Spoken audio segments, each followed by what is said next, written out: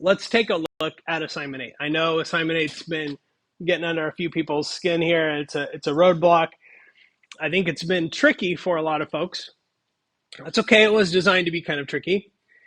But the basic idea here is that you are taking these two pieces of text, you're scanning through, you're finding the email addresses, you're cleaning them up if there's additional stuff that comes through when you discover the email addresses. You're making sure there's not punctuation at the end or extra characters and junk like that. You're cleaning them up.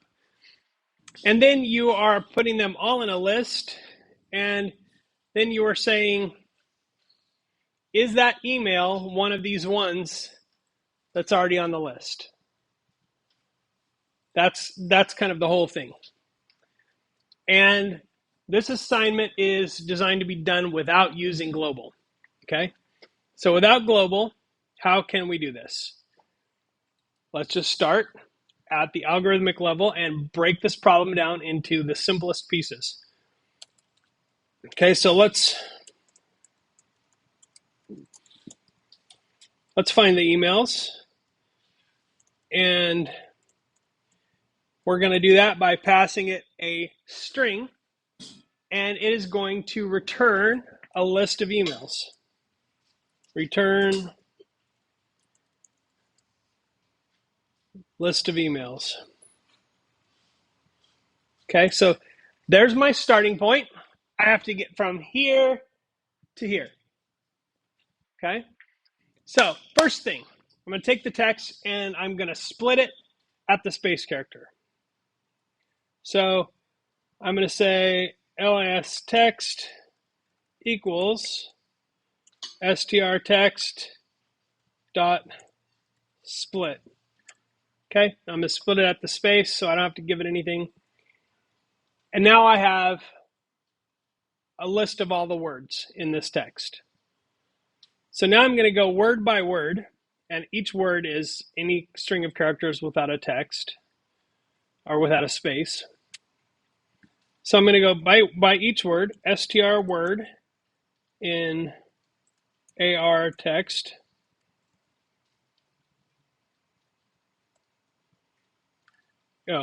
LIS text. Okay, so for str word in LIS text, we're going to say, does that have an @ symbol in it? So if there's an @ symbol, I want to return that. So what I'm going to do up here is I'm going to initialize this variable as an empty list so I can just append to it every time I find a one that's got an @ symbol. So I'm going to do for str word in LIS text if str word dot, okay, so it doesn't know it's a string. I'm going to change it to a string explicitly so that it knows what to give me. Okay, find at is not equal to -1. Okay, so when I say if str word dot find at is not equal to -1, I'm basically saying, did you find this anywhere in that string? Because if it doesn't find it, it's going to give me a -1. So if it does find it, it's going to give me something other than -1. It might be 0 because it could be at that first position. That wouldn't be a legal email address, but I'm going to take anything right now. That any @ symbol in any position. Then I'm going to LIS emails, append str word.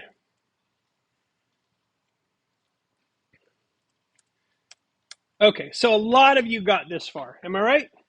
Yeah, I think you did. So let's say find emails or print find emails str text one.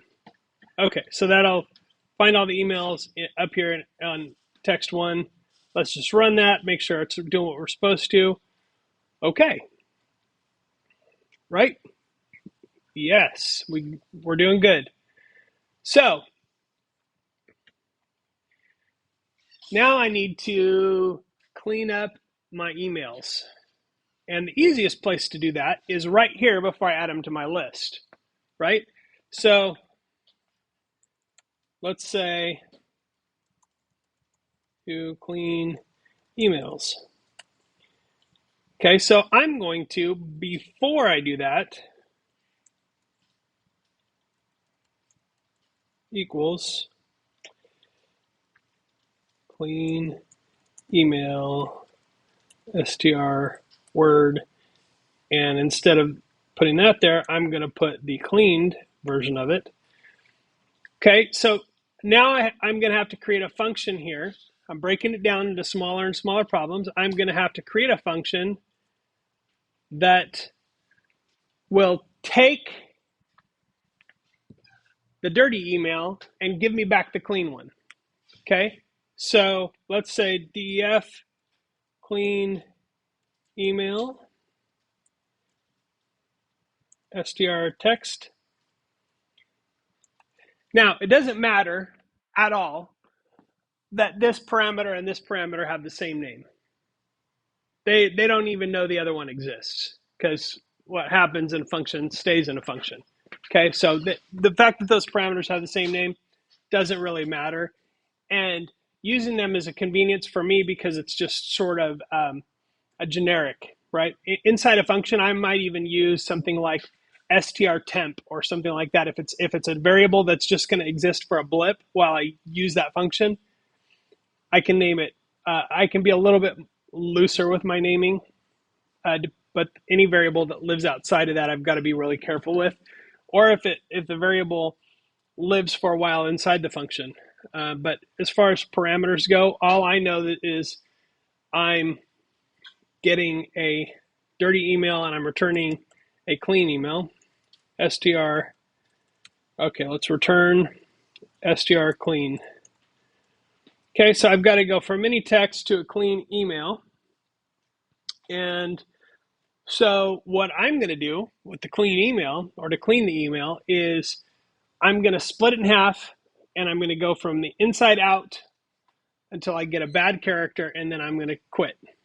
Okay, so what I'm going to do is I am going to first split. So AR email equals str text split. And on this split, I'm going to split it at the at symbol. So it's going to give me the front half and the back half of the email. Okay, so str front equals AR email dot zero, not dot, index 0, str back equals AR email index 1. Okay, because that it splits it into a list that's got two parts. So now that's pretty good so far. Now the front one, right? If I have an at and I've got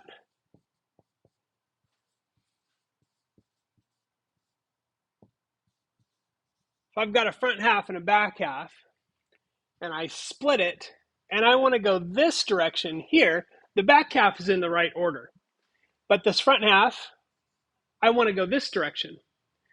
So I actually want to reverse it, just like Uno, so that I can go this direction because it's easier to traverse a list in that direction. I could traverse it backwards, but I like to do it this way. So I'm going to, the front one,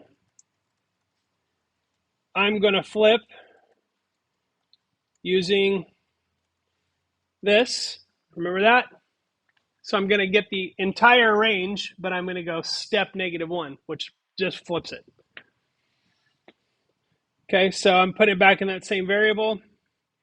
And now I have to check for bad characters. So I'm going to function to return only good characters. Okay, so I'm going to say str back equals good characters str back and str front equals good characters str front. Cool. Now I have another function to write in just a minute, but I'm going to put that off till I finish this function, and then I'll go into that one. So now I have to reverse the front again to put it in the right order. So after it returns the clean version, I'm going to reverse the front again, and then I'm going to put it together, str clean equals str front plus the @ symbol plus str back. So now this is where I'm putting the email address back together. So now I have to do is figure out how to stop when I get to a bad character. So let's create another function called good characters. And it's going to take a string and it's going to return the good ones. Okay. So how do we look for a bad character in a string and then stop? We go one character at a time and we ask, is this one okay? So for str character in str text, we are going to say, and I'm going to initialize str good up here, good equals empty string to start with. If str character is alphanumeric equals true. Now, I don't have to say if alphanumeric equals true. Sometimes I spell it out, but in this case, I'm spelling it out just so you're paying attention to what's going on here. This will return true or false as it is. So it's a little bit redundant to say if this is true equals true, but I'm just being a little bit more explicit. Or str character equals a dot, or str character equals an underscore, or str character equals a hyphen. Those are my choices. Notice after each or, I repeat the entire expression. You can't say if str character is numeric or equals this or equals that or equals this. You have to repeat the entire expression that would equal true or false, or it won't work properly. Some of you have run into that already trying this. So if any of those is true, then it's a good character.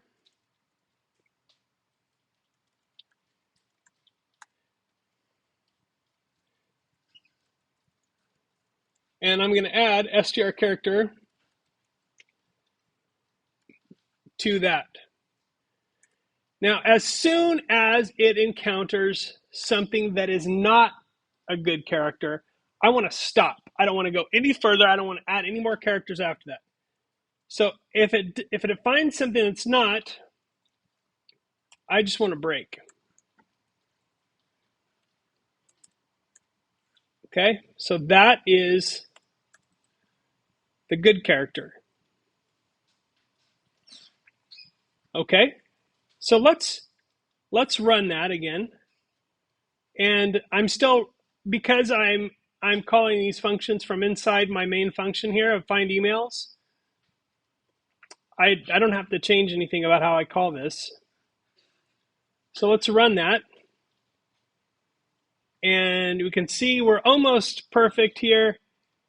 But because a dot is acceptable at the end of an email, I mean, it's not acceptable at the end of an email address. It has to end in a letter, or two letters actually, but we know it can't end in a dot. But if I put an email at the end of a sentence, my algorithm so far isn't going to catch that, which is why it's important to test. But what I can do very quickly is I think I'm going to put it right here inside good characters because that's kind of what that one does. And before I start cycling through them, I'm going to check and see if the last character is something other than alphanumeric. So I'm going to say if str text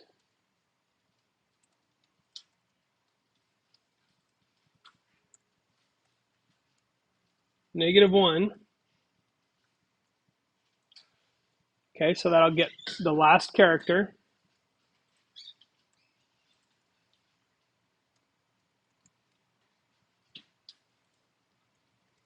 Okay. If that is false,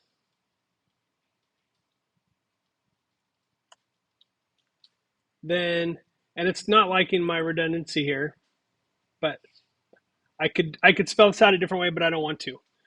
This is the easiest way to understand it when I'm explaining this. So if it's false, then I want to str text equals str text from the beginning to the second to last character becomes the new string. So just that one little piece right there is going to allow me now to strip out that period at the end. And it'll catch anything that is not alphanumeric at the end because we know that an email address has to end in alphanumeric. It's actually alpha. So if I wanted to be really strict about this, I would use is alpha. That would be a better one. Okay, so I got my email list. I'm going to test it. Let's test it on the other text and see, make sure that that doesn't have any weird stuff going on. Okay, so far so good. So now, if I want to put those into a list together,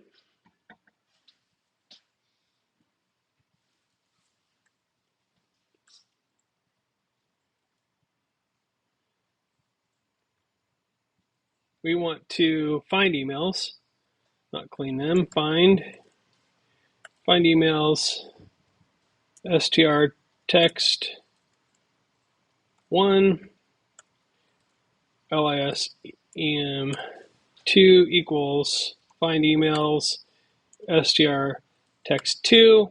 Okay, so I've got there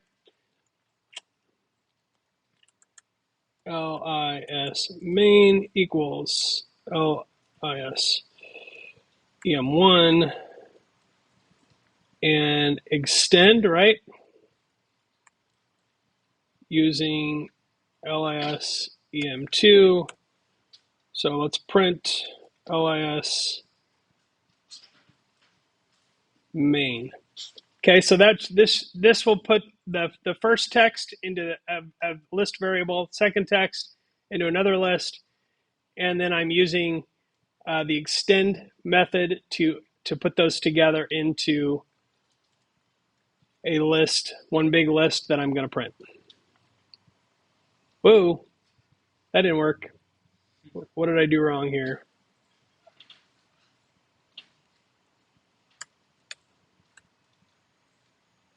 Funny man.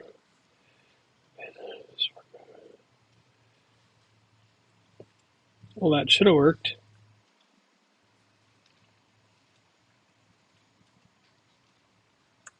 Extend. Let's print that.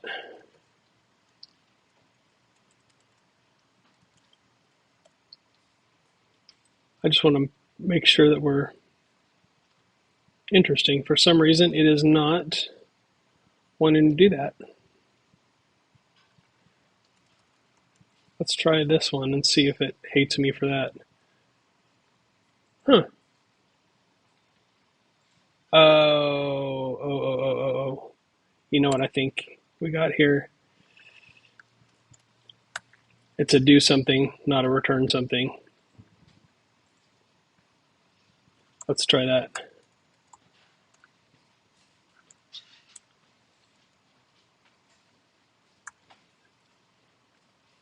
There we go. Freaked myself out for a minute. Okay, so that's actually a do something method. So I'm actually modifying this instead of returning a one with both of them together. That's why I was getting a none, because it doesn't return anything. All right, so that little hiccup.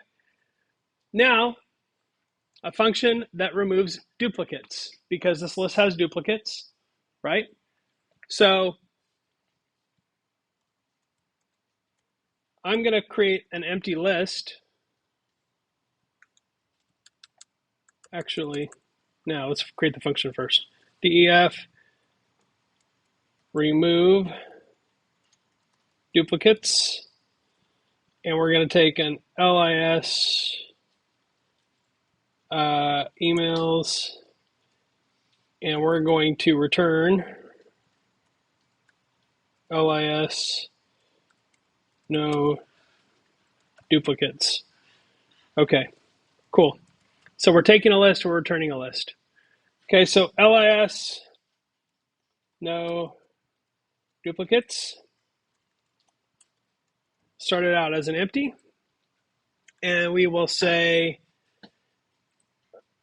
for str email in lis emails,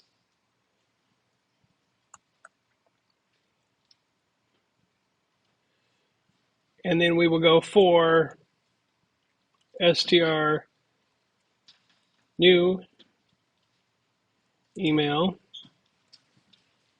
in lis no duplicates. Okay, so what I'm doing is for each email in the first list, I'm going to ask if it's in the second list. And if it's not in the second list, then I'm going to add it. If it is in the first list, then I'm going to stop. Okay, so if, let's see,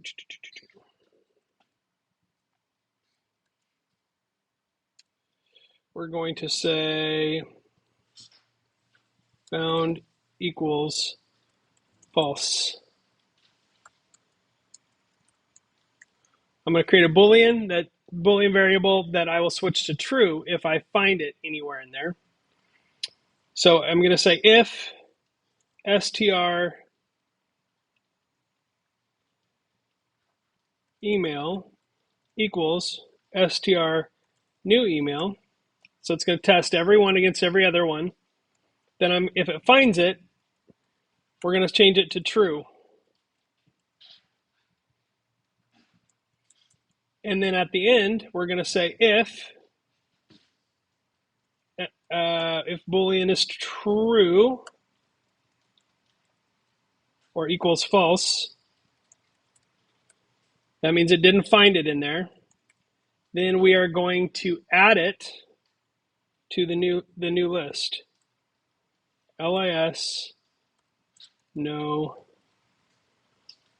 duplicates append str email. Okay, and then once it's gone through all of those, we are going to return the unduplicated. So let's give this a shot. We are going to print remove duplicates, and we're gonna feed that this list of emails, which is the combined list that we came up with. Okay, so I kind of set this up for myself real good here. We've got this one. This first one is a duplicate. So you can see it's dropping those out. Drops that one out. I don't think there are any other duplicates in there. Oh, maybe there's, nah, just looks like that. Just that first one is the duplicate. Okay, but it did work. It found it. Yay. Okay, so the last thing is very, very similar to remove duplicates in that we're looking to see if one exists in that other list. So we're taking this list of emails up here and we're saying, does our email, do any of these emails that we found in the text exist on this list? Obviously, this one is found in both places. So I'm gonna leave that part up to you to puzzle through, but it's gonna happen in a very similar way to what we just did, where you're taking each item in a list and you're comparing it with each item in another list to see if it's there or not. So you want to go through the whole list and you want to have a flag that you say, did we find it? We start out with no, we didn't find it. If you find it, you switch it to true. And if it goes through the whole list, then you're good. Although in this case, if you're looking to see if it's in the list, once you find it, you can break out of that loop and save yourself a little time. You don't have to, but you can. So that is a review of assignment 8.